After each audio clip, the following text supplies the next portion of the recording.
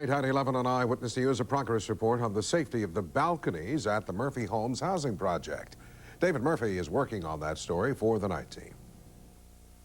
It's been almost 3 months since a 12-year-old boy was killed by a falling piece of concrete from one of the porches here at Murphy Homes. Now, some of the people who live here are worried that the Baltimore Housing Authority might decide to close down those porches, and they're not happy about it.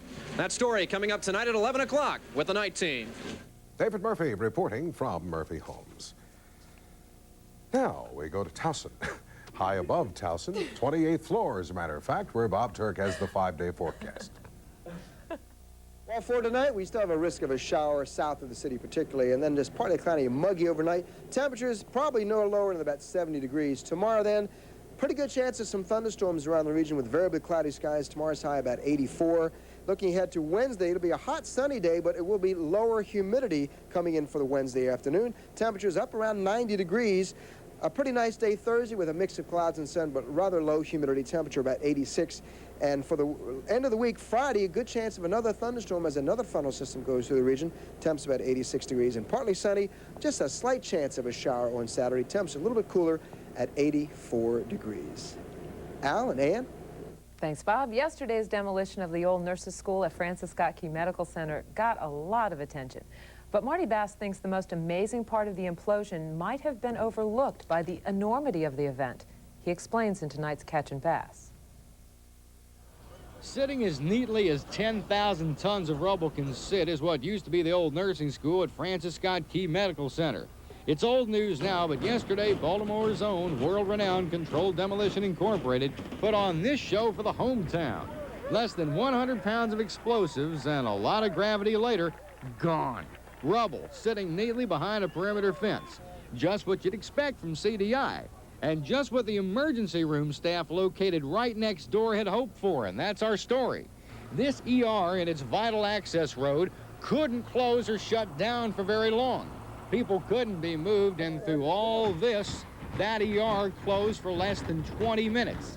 That's precision. Mark Loazzo, president of the company, told me that even though we all thought, phew, that was close, by their standards, it could have been miles. That's not really that close. Close is touching. If you're touching, you're close. If you're within 10 or 15 feet, that's reasonably close. That's not close. You guys. To us, that's not close. Don't confuse confidence with cockiness. This job took months of planning, and to make sure, CDI actually ran steel cables to the supports of the emergency room side, attached them to the middle of the building going down, and let the inertia of the old save the new. We added cables to the building because this was a structural steel building with not a lot of structural integrity. So we had to augment the structural integrity by adding cables to the building to help pull the wall away from the street next to the emergency room. And you can see it worked well. Let's watch again and imagine you're working in that emergency room, the yellow building just to the left.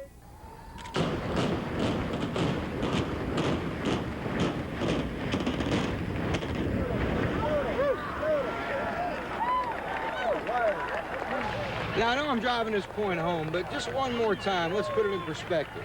From here over to here is nothing more than a Johnny Unitas warm-up lob. In other words, if you blow it, you can't blow it. Or if you can't blow it, you blow it. With Instant Now, Marty Bass, Channel 13, Eyewitness News.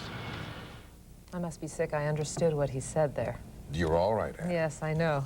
That's our report for the moment. ABC's World News Tonight is next, followed by Evening Magazine at 7:30. I'm Ann Kellen in for Denise Koch. I'm Al Sanders for the entire Eyewitness News team, back right after Monday night preseason football, Cincinnati and New Orleans.